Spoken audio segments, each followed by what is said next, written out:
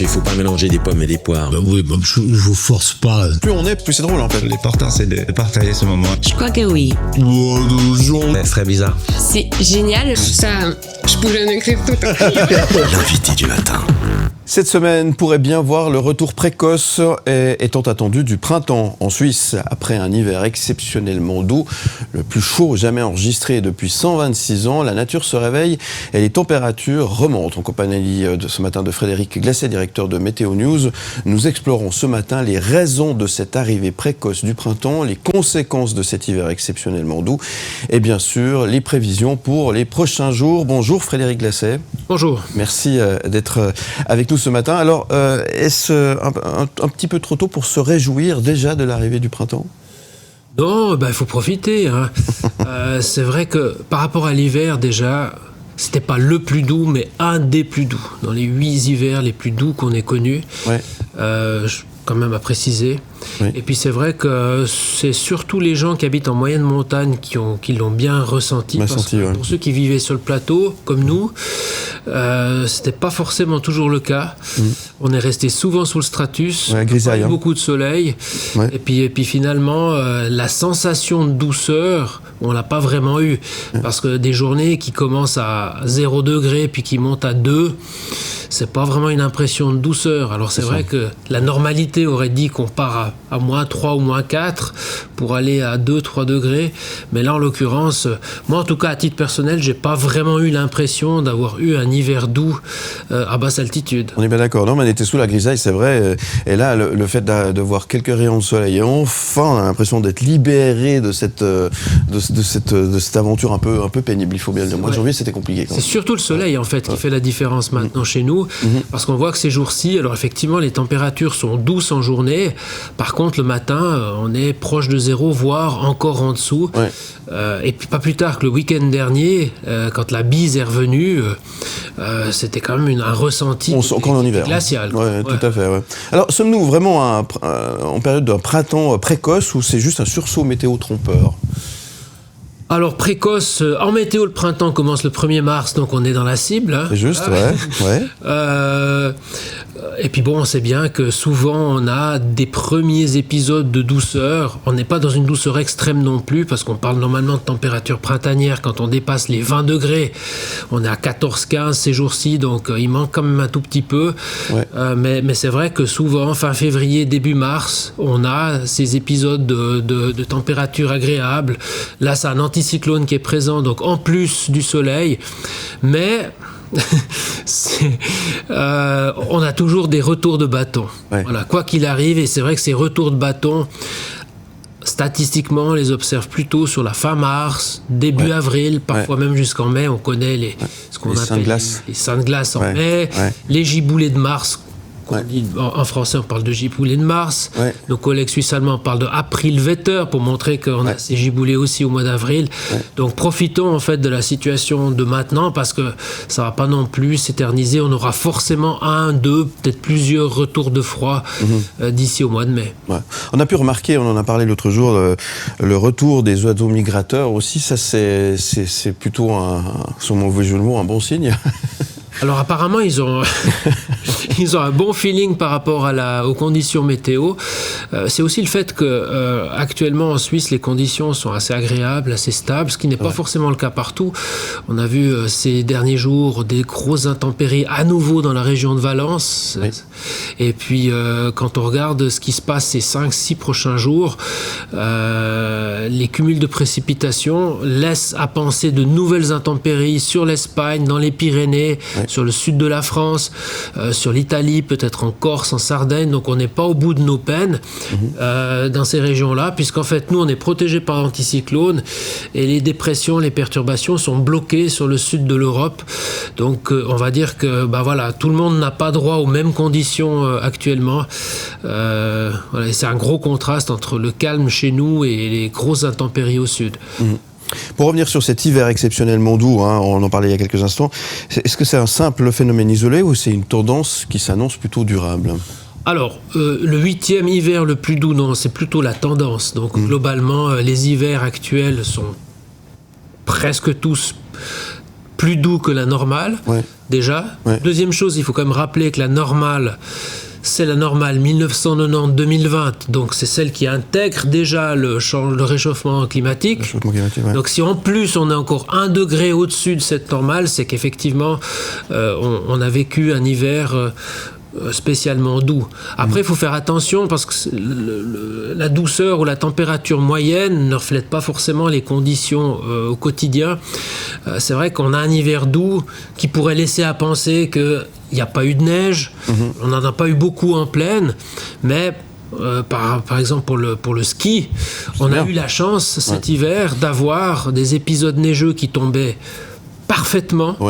Avant Noël, assez tôt, juste avant, tout à fait, pour garantir des conditions exceptionnelles pour les fêtes de Noël, Nouvel An, donc qui assurent déjà une grosse partie de la saison. Et puis, à nouveau, des épisodes neigeux avant les relâches. Parfait. Et puis en plus, la combinaison parfaite, c'était que pendant ces vacances, il a fait beau.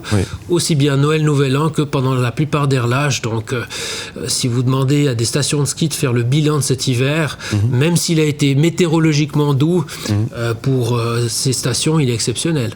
C'est vrai que c'était des conditions vraiment agréables. Le printemps est-il déjà de retour en Suisse? On en parle ce matin avec Frédéric Glacé de Météo News. Juste après la pause, vous ne bougez pas tout de suite. Il faut pas mélanger des pommes et des poires. Je vous force pas. Plus on est, plus c'est drôle en fait. L'important c'est de partager ce moment. Je crois que oui. Ce serait bizarre. C'est génial, ça, je pourrais en écrire tout. L'invité du matin.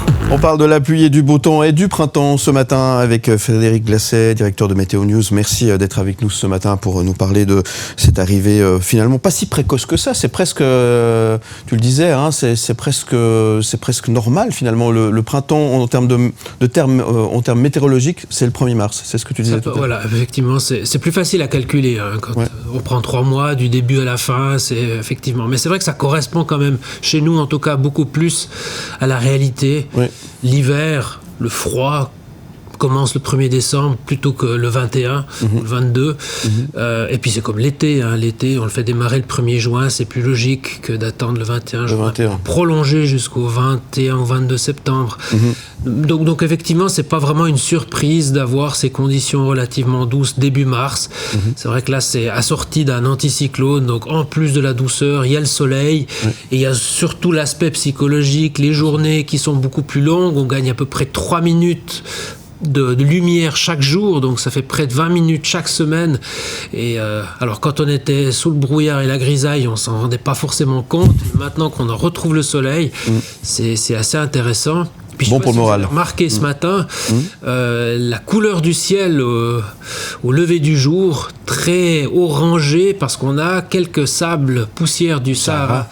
Alors, ce ne sera pas aussi important que ce qui était imaginé encore il y a quelques jours, mais ces prochains jours, en tout cas, on aura ces poussières dans le ciel jusqu'à dimanche, en tout cas. Ça, c'est un phénomène assez troublant, hein, assez intéressant en tous les cas.